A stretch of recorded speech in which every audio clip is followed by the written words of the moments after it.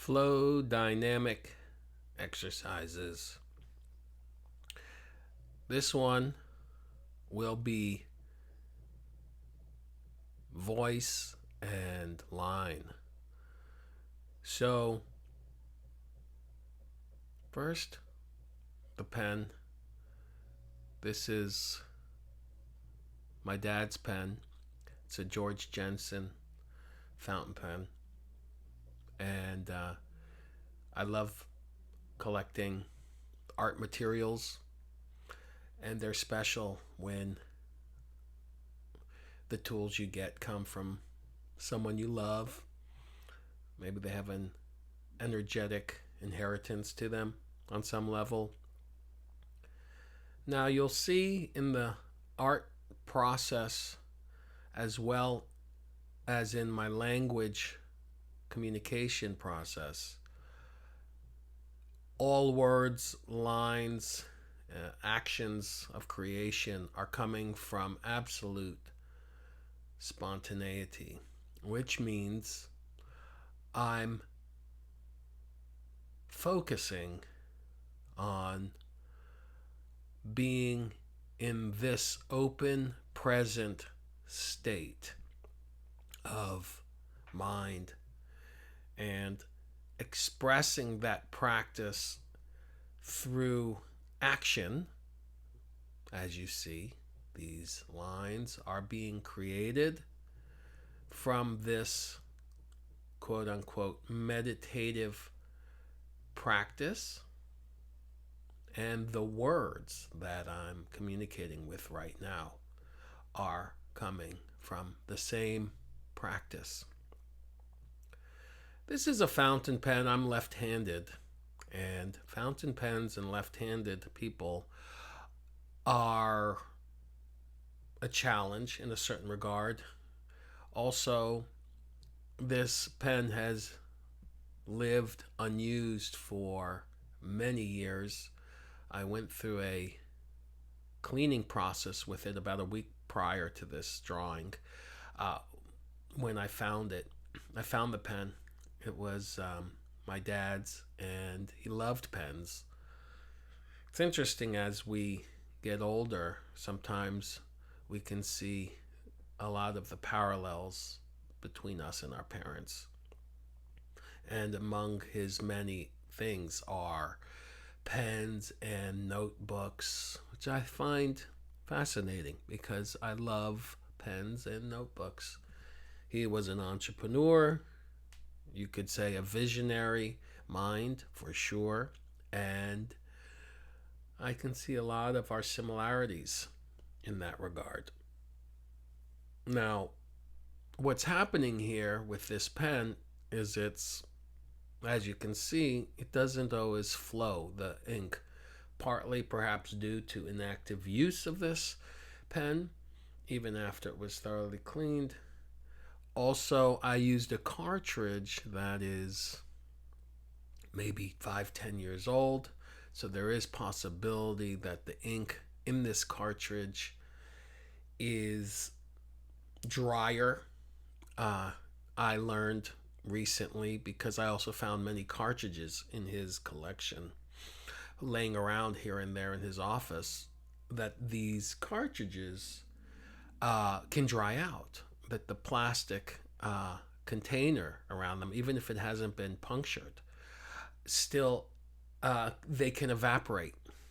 The air can evaporate the moisture inside, and knowing that now, it will be a question if I continue to use the cartridges. Of course, I love maintenance of my tools and always want the finest, if possible, of inks and care with the tool and the pen.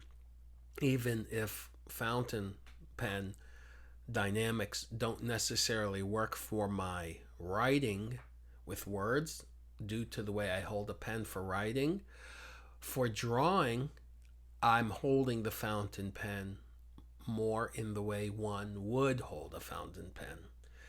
Lefties, when they write, the hand is twisted much more than the way that my hand is holding now. So the fountain pen can be an interesting tool for the flow dynamic exercise. Now, the flow dynamic exercise, as you're seeing, occurs by being in this certain state of consciousness where I'm acting intuitively and without, at least this is the practice, without a judgment per se, in the judgment in the terms of, oh, this is good, this is bad, oh, the pen just stopped flowing, that's bad. No, none of those things. And for example, you can see right now I'm adjusting the pen to try and get ink flow. And lack of experience with this pen, this is maybe, the first time I'm actually doing a drawing with it. One technique I'm doing right there is I put a little water on my finger. I think I licked it or I dipped it in my water bin next to me. And so there I think the pen fully stopped working for the moment. And there's the water in the jar. Now, this technique that I'm looking at here, I'm not recommending this technique. This is something simply that occurred as an intuitive solution in this moment. I'm dipping the pen tip in some water and running it on this paper towel to see if I can reactivate the flow of the liquid. Now, moving forward, having had this experience, I will likely go into that pen and work its engineering dynamics, likely by taking the cartridge out, cleaning the pen system, and either putting a new cartridge in it, or meaning maybe not using a cartridge that I found that's probably 10, 20 years old, who knows, at least 5 years old. Now that I know they can dry out, I'll either get a fresh cartridge or I'll even use an adapter and put some waterproof ink in there that's designed for the fountain pen, because many inks that are waterproof are not designed to be used with a fountain pen. So you have to be very careful about the ink you use. I have the correct ink, I have the adapter, so I can imagine those kind of protocols will unravel in the future. Now, what's interesting for me is when I engage in this flow dynamic exercise, I'd say 90% plus of the time, a face emerges. And I've been curious about that phenomenon. It began back in the day when we had phones connected to walls using a cable, and which was maybe the late 90s and stuff. It's before we really had cell phones in the house, and even wireless was around. But I discovered this process because I'd be sitting. If you talked to someone, you had to be either sitting or you had a cable long enough that you could walk around a little bit. And I had a pad of paper, and I noticed I could draw. I enjoyed the exercise of drawing while I'm talking, and the drawing wasn't intentional, meaning I wasn't drawing specific things from a premeditated mind state. I was just flowing with lines. And I didn't even really recognize it until the conversation would be over and I would see the complexity of just a page full of lines. And that's not uncommon. I think a lot of people experience that by coincidence. And in my case, it evolved into an exercise that I could use as a practice. So what you're seeing, all these line maneuvers and the words that I'm expressing are all coming from simply practicing to be in a certain state of mind, which I've said already, and I'll reiterate that, what the qualities of this dimension are. And by the way, the qualities of the dimension are to be retained or trained to be held in position regardless of the external circumstances. that could be considered stressful or contrary to what you might be wanting or expecting. For example, the pen not working, and you might get frustrated or start to think, it's not turning out in a pretty way. There might be a judgment on the beauty that's being constructed, or that it doesn't follow a certain criteria of what art or creation should be, or the goodness of it, or the badness of it. All of these things get put aside. They can surface, but you don't adhere your attention to it. Instead, the attention is kept towards essentially that point of contact where the pen tip meets the surface, you could say. And then beyond that, it stays open. And it becomes a familiar sensation. It becomes a fluid experience that allows, that's just an allowing, really. The objective is nothing more than to ride this flow state. The flow state is created by a certain set of circumstances being put into place. In this case, some material, some paper, but it can be anywhere at any time. You could be deploying this practice while online, standing at a supermarket. No pen, no paper, no creation process per se, except that you are in life, and it's staying aware through the life process. And the notion is that by staying aware through the life process, meaning not through the psychological interpretation of everything. They can be there, but they don't become your focal point. And you don't utilize that interpretation over the natural, intuitive action. And in the beginning, some may not be able to differentiate what the difference is between the psychological reaction and the natural, intuitive action. That's what the exercise is for, to develop sensitivity and awareness towards the difference, and to learn to follow the intuitive mind is one way to describe it, or to learn to hear or feel the intuitive heart. I often, in my symbology, use the heart as the reference point to the intuitive aspect, and I refer to the heart as a compass, a guidance system, and that the intellect or the mind, where voice and thought emanate through, is the interpretation of the experience. And so that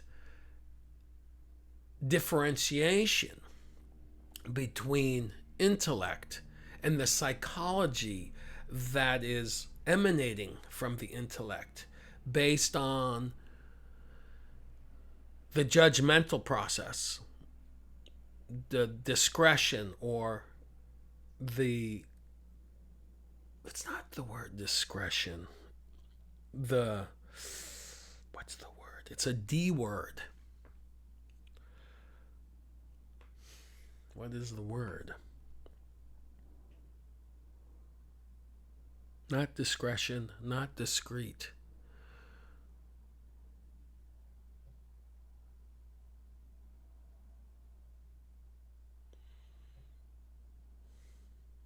It's an action from the mind, from the psychological state, that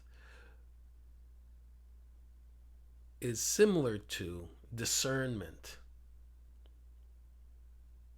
In order to understand reality through our five senses, there's an interpretation. Without getting lost on the word that's on the tip of my tongue, so to speak, we can say, I'm looking to not be entangled, just as I am right now, in the language of what it is. Because you see, I know what it is in my heart, even though I can't find the meaning and the word and the language for it. And that's exactly a good example, because it was just experienced and projected through this conversation with myself. And the flow state allows for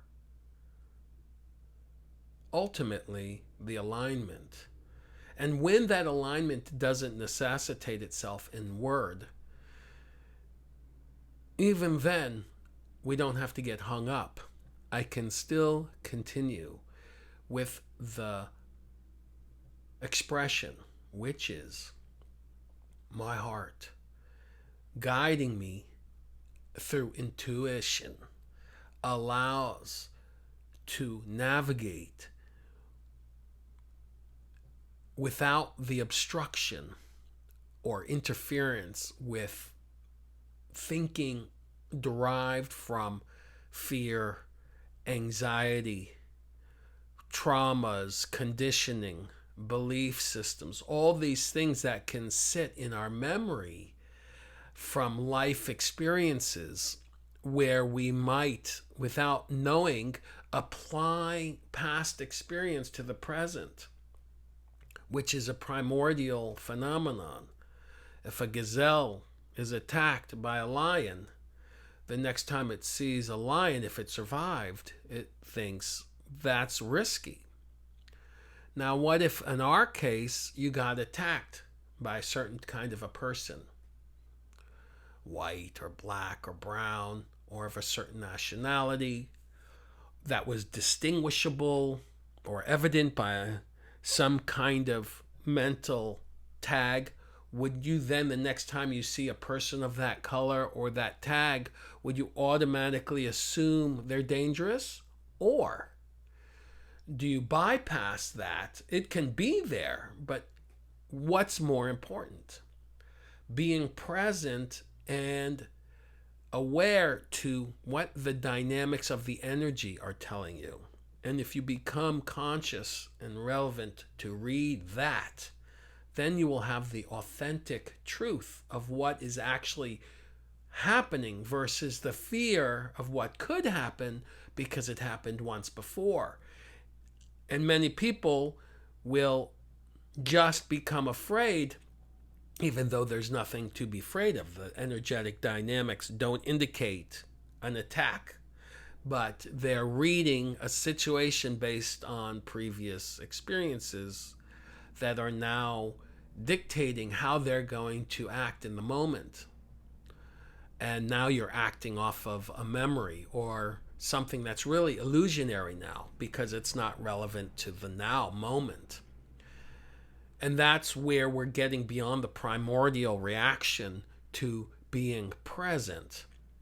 And even if there was an attack that occurred, to not become entangled in the emotional dynamics of what it means to be attacked, where you could get angry or fear-oriented, and that would then obstruct your ability to adapt or adjust, climatize to the situation, because the fear, the anger changes the energetic qualities of the person, making you more tense, making you, as we know, often say things you wouldn't have normally said, and you often regret when you're angry, or be immobilized like a deer caught in headlights, but because you're stunned by an unexpected occurrence that wouldn't have been unexpected if you were present and unadulterated by the emotional inflow of thoughts and ideas that are interpreting the situation, not based on the moment, but merging it with past experience. So the flow dynamic exercise is a training protocol to keep the conscious awareness in a point fixed in the present, not getting intermixed with the past. And this has a lot of value as a creative, because if you're always intermixing with your past, and let's say you, for example, let's just speak artistically. Let's say you've built a series of works, you've built a style, and that style was celebrated in some way and given approval to you by society or friends or loved ones, or your mother told you, oh, how beautiful it is what you're doing.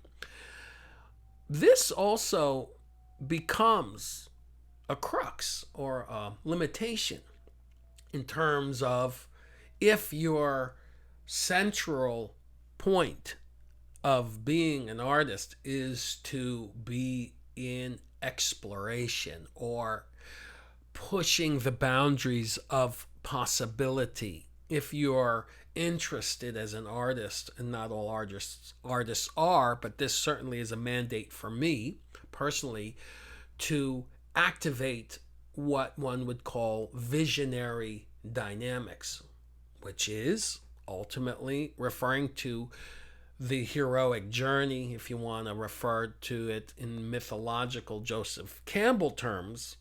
It's another way of saying this archetypal expression of the human spirit to seek. And if you were an artist who's interested in being a participant in that seeking journey, or participating in expanding or evolving the human condition, as we know, great artists that are now historically relevant are historical points for being innovative expressions of consciousness in their time. And thus, what we're saying is this presence exercise is really a way of liberation from the boundaries of time. It's almost like a time machine, you could say, because you are essentially practicing liberation, practicing freedom by entering a creative state, a creation process that is not bound by previous exercises or thoughts, beliefs. And those who do not practice that could easily find themselves, for example, living the rest of their creative journey within the parameters of a certain look or style, because they've become identified with that look or style, and they become encouraged or confident for that style. And this can be in all genres of creativity, from painting and music to sculpture, poetry, entertainment industries. It doesn't matter to what form of creativity. And also, let's just look at the fact of, as a creative, and you chose creativity as an inner explorational agenda. It's a way to be explorational without putting a backpack on and seeking new territories. Creativity in its root form is an exploration, not bound by any limitations. That's the possibility. Now, who wants to find a beautiful place, but then not leave that place?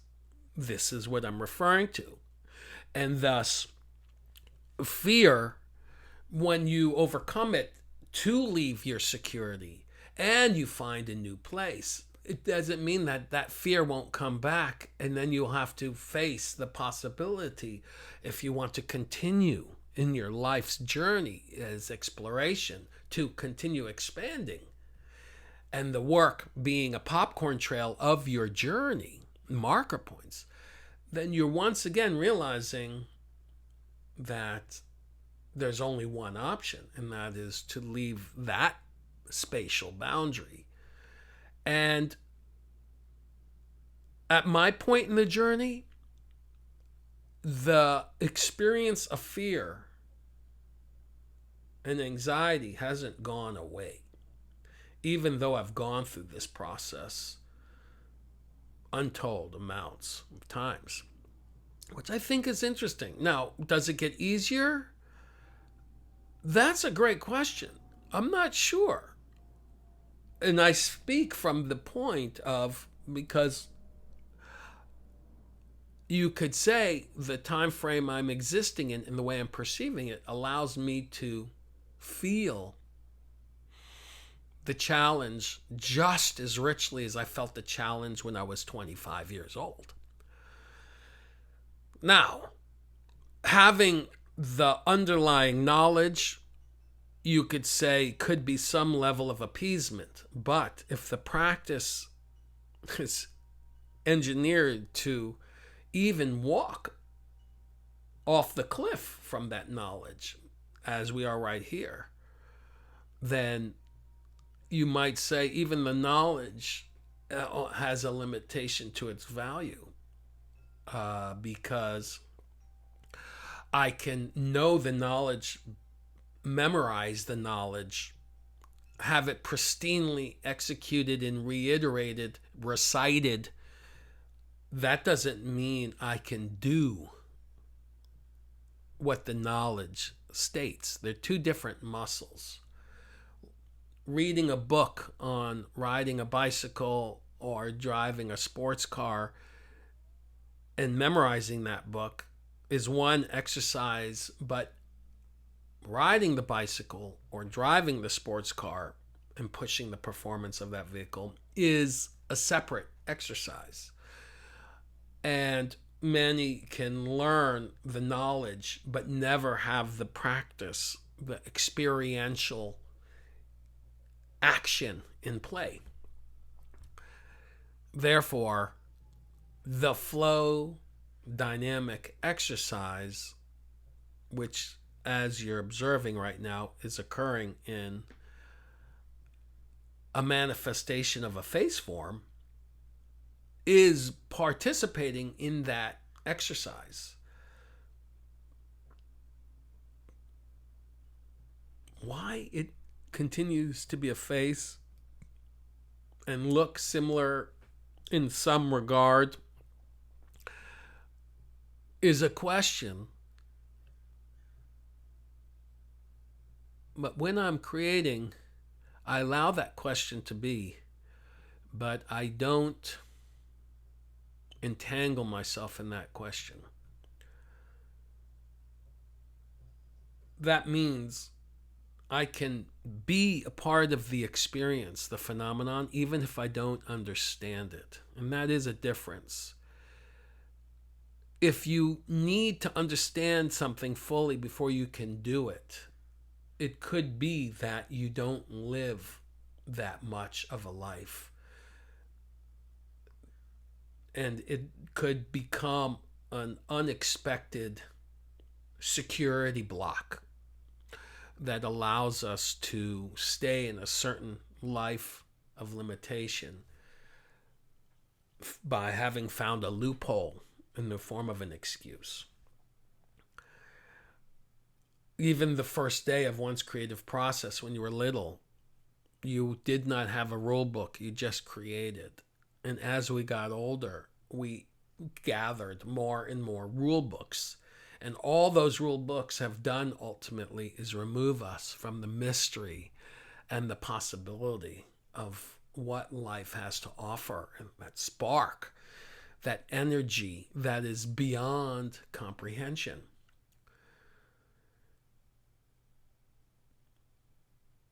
So this really becomes, for lack of a better word, a spiritual practice.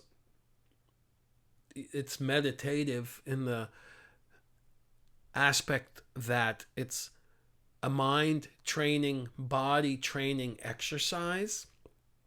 And it's spiritual in the sense that it's designed to induce a transformational phenomenon. And what does that mean, transformational?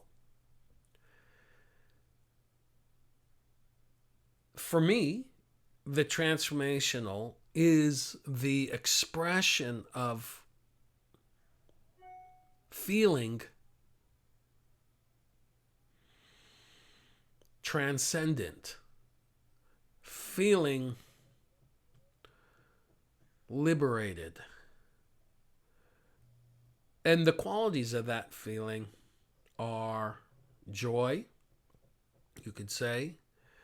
A joy that's not bound by a phone, a new phone or a new car. It's something else. Relaxed, fluid, dynamic, clear. These are kind of consequential synonyms, maybe, to say that could be qualities of this flow state, this grace state, for which this flow dynamic exercise produces. There's other approaches that I utilize, like drum circles, which are cool because those integrate a collective, meaning other people that can participate with you. Other art creative processes that I often do with photography and those who pose and to co-create a figurative work, or murals, group developed mural projects like artist in residences with schools and things. And there are many ways to co-create and integrate flow dynamics. This process happens to be a monocular, a one-on-one relation practice, which you can see every line, every stroke has no rule, is not bound by a foundation of protocols. Whatever there happens to be around me, and of course, in this case, I'm in a zone of my space that has many art supplies available to me and organized in a certain way to induce this practice for a fundamental purpose. That fundamental purpose is to keep me energetically elastic, regardless of what's going on in the life, the challenges, the crises, the possibility to become inundated with emotions in these times, the fears, the anger, the observations on social media of what's going on in the world, the dynamics of how people can treat each other. There's no shortage of situations that could bring the human spirit down into the toilet. And this is why I'm saying the exercise, even though it might be controversial to call it spiritual, how else do we entertain the observation of that word, the dynamics of your spirit? Or you could say, what is that essence we refer to you that is not the thoughts or the body? There's something there, you could say, which is the observer, the witness. You see, you don't know if you're dreaming or you're awake, but you are knowing there is something that is witnessing that story. So when you wake up from a dream, then you realize it was a dream. You didn't realize it was a dream when you were sleeping. When you wake up, you realize it was a dream. Why? Because you remember the witnessing process of the event. So whether or not what you see is a dream, an illusion, or real is one thing. But knowing that the process is occurring does identify evidence to the fact that there is something witnessing the phenomenon. That spirit is what, or that is what I'm referring to as the spirit or the spiritual dimension. And to imagine that this exercise that is being documented here is a way to dissolve the limitations imposed by the thinking mind, the interpretive judgment, discrimination. That's the D word I was looking for earlier. Okay, you see how it came back naturally? Discrimination. The discriminating mind. That was the word. Okay, so it happened naturally. How did I get access to the word? I was aware there was a word 20 minutes ago that I wanted to utilize, discrimination, but I couldn't say it. The discriminating mind. Now, there it is. How to get beyond discrimination of the mind, which is utilized to identify the three-dimensional world. But how do we do it so that that identifying technology of the intellect not become a block or an interference or a limitation to the possibility that we are capable of humans? Because we know discrimination unchecked reveals its ugly head in many ways, in the form of racism, other extorted or distorted profiles of prejudice and polarization, for which the world is recognizant of today in great abundance.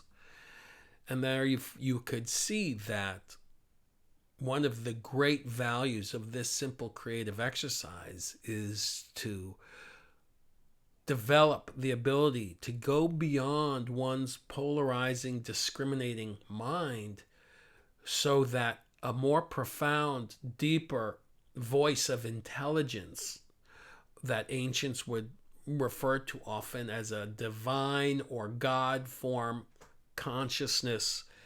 What is that thing which we orient to through this spiritual practice that people traditionally referred to as the exercise to bring forth more of into one's life? This is where the creative process, the shamanic exercise or meditative principles can be utilized to bring forward this essence of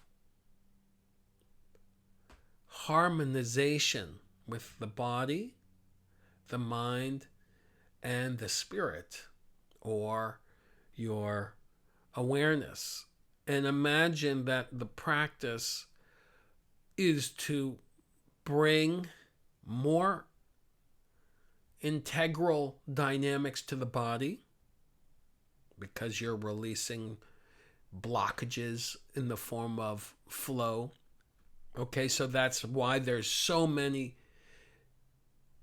conversations about the power of consciousness to heal the body, the power of consciousness to heal mind or mental disorders, which are essentially, when we look at these things as obstructions or disease, uneasiness in the cellular structure or uneasiness in the mental structure, that this practice invigorates the body, mind, and soul. And what does that mean on a cellular level? Could also mean greater awareness. And you could understand perhaps the dynamics of ignorance as the consequential inversion or opposite of such an exercise. And what is ignorance? And we can see ignorance is not tied directly to intelligence. The most intelligent sometimes can become ignorant in a certain dynamic. It's essentially a way of awareness not revealing itself through the intellect. Thus, this practice informs the body dimension, the mental dimension. This is why all these ancient practices and spiritual traditions emphasized compassion, gratitude, love, unity, cooperation, coexistence. All of these dynamics are representative of true nature, and the misguidance that was afforded to us, where it was deemed that nature was survival of the fittest, was perhaps an inaccurate expression, because it laid the groundwork for a competitive oriented nature experience for which the world and the education system is educated or oriented around. And instead, we should recognize that every life has a unique potential to resonate in its own special way into reality. And why would we need competitiveness if we recognize humanity in this way, versus being part of a harmonic coexistence dynamic that each person, when allowed to fulfill their purpose through a practice of allowing their intuitive guidance system to show them this compass, this heart form. That's why I always refer to the heart as a compass and refer to the heart as a symbolism of what love consciousness is. Should we then not be in practice to have the courage to trust our heart and follow it into the unknown?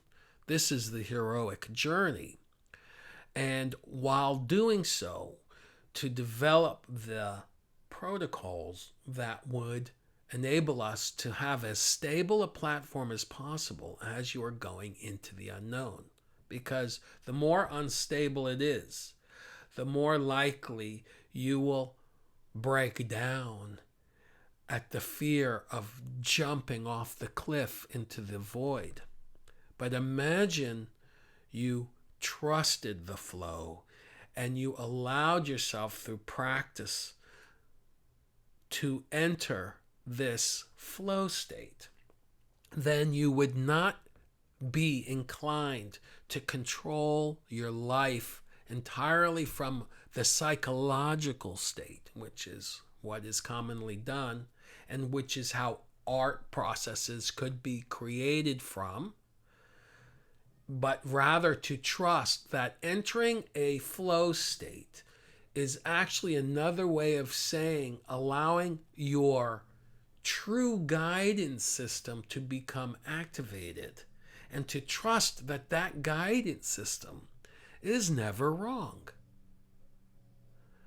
But to access that flow state, you must first and only become entered into that flow state. There's no other way to do it.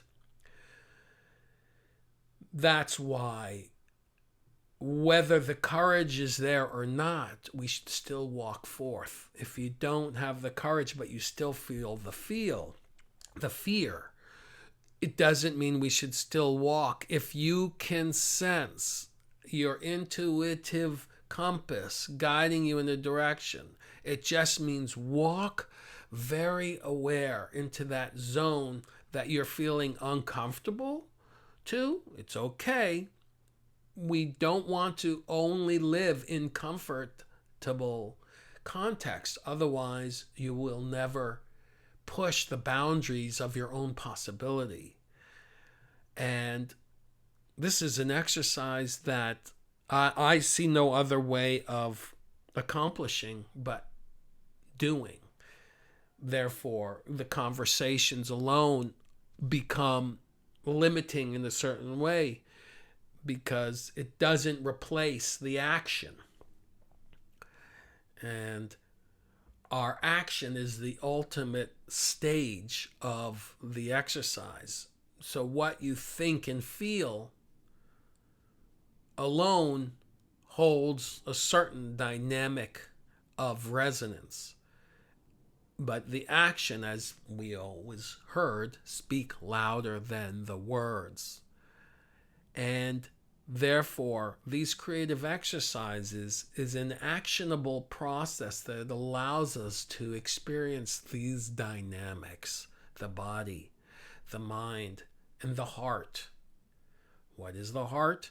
Let's look at it symbolically as a gateway to what? A dimension of presence whereby love, which often is referred to as God consciousness, permeates through your system, because a flow state is relaxed, a flow state is enjoyable, a flow state is conducive for life to flourish.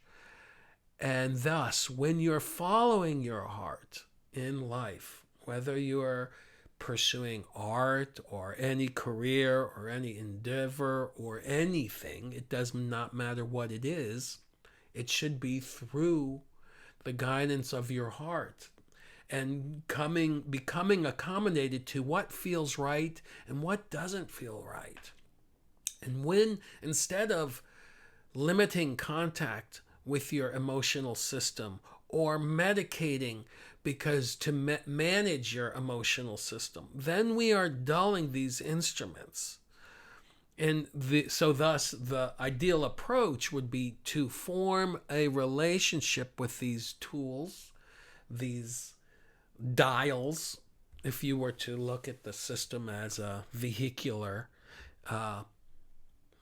kind of modality. If the body, mind, and heart were, if the body was your car and the mind is the gauges, we need to allow that witness to be looking at the gauges and see what it says.